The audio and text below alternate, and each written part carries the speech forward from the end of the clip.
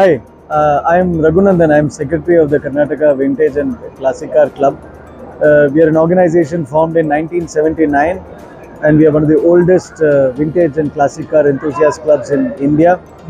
Everybody here has an opportunity to see our automotive heritage, and let me take you through our displays here. Our display has been organized to showcase some of the iconic cars of our heritage. This is a Ford Model A of 1927. This is owned by a member of our club, and this is a typical example of a American car. America was very much a pioneer in early motoring, and this car is a simple car of that era, and it is shown as one of the earliest cars that we have displayed here. This is a typical British luxury car of the 1940s. It's a Humber Super Snipe. It's a Humber Super Snipe, and the interesting thing about this car is that it is meant for luxury. If you look at the car, the driver's compartment is separate. The driver's compartment is separate, and it has a glass partition in between, which gives privacy to the passengers. And as you can see, the passenger compartment is really large, really capacious, very comfortable. Typical British design of the late 1940s. This particular car is a Buick. It's a Buick Super 8. This was American design in the 1940s. Those days, American design was very much influenced by the evolution of aircraft. So if you can see, the logo of the car is very similar to a jet aircraft. Everything is streamlined. Everything is made to look like it came from an aircraft. So you find these portholes. So this is a Buick, as I said.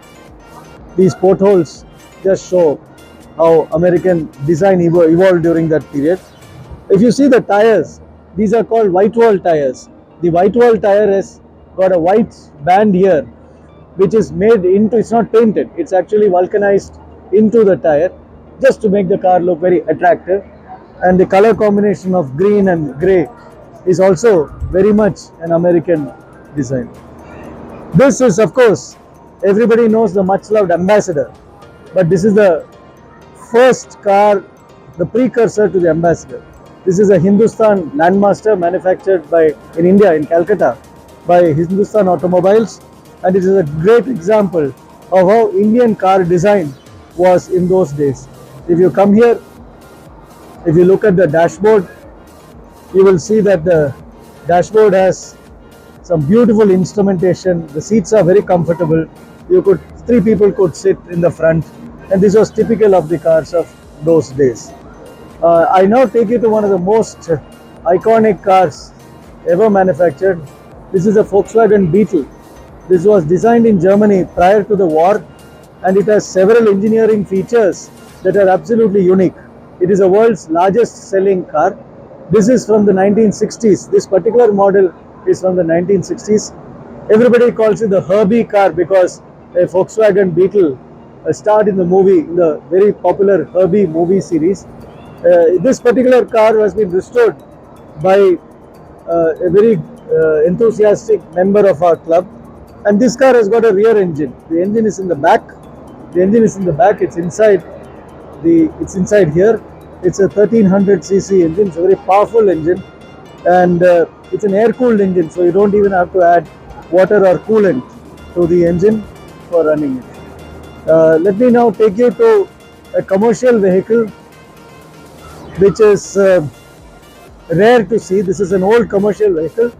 This particular car has an interesting history. It's a 1950 Ford F1 truck. This was owned by the Maharani of Pratapgarh state, and this is in Uttar Pradesh, and it was used by her to transport vegetables from her estate.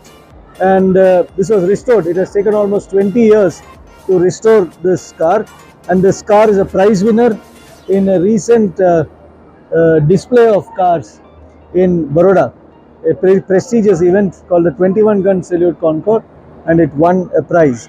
This is a typical tough American truck of those days, very beautifully preserved in India.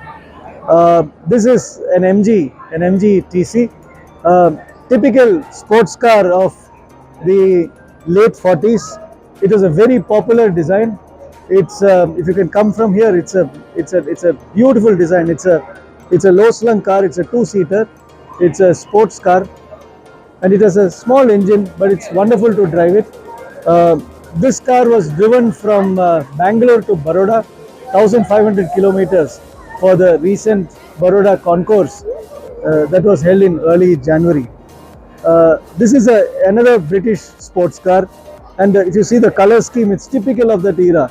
It has got blue and cream, and it is a car that is not fully restored, but this is a car called the Austin A40 Atlantic. That was a sports car, British made sports car of that period. I now finally take you to the last car that was displayed, which is a Mini. This is an iconic car. It's a very small car. As you can see, the height of the car is not much. And this is the first car with a transverse engine and the gearbox under the engine and front wheel drive. So it has a huge passenger space, a lot of passenger space in a tiny car, economical. This is a British icon, and you can say that the design of this car is what led to the design of almost all modern cars, which have transverse engines, gearbox below the engine, and directly connected to the front wheels, the front wheel drive. We of course have the much loved scooters of India. This is the Lambretta. Every family of the in the 60s and 70s, every child, everybody who was born in that period would love to see these Lambrettas. And similarly, we have a very early Vespa with all the fittings. This was a delightful little car with a carrier in the front, with a cane basket in the back. And now let me just take you to the last vehicle here, a very unusual vehicle that we have. This is this is a paratrooper bike. You know, during the World War time, this bike was put into a tube and it was dropped behind enemy lines by the British soldiers in a tube. And the soldiers, the paratroopers who jumped and who came on parachutes would have to sit on the bike and pump the fuel tank to pressurize it and ride away.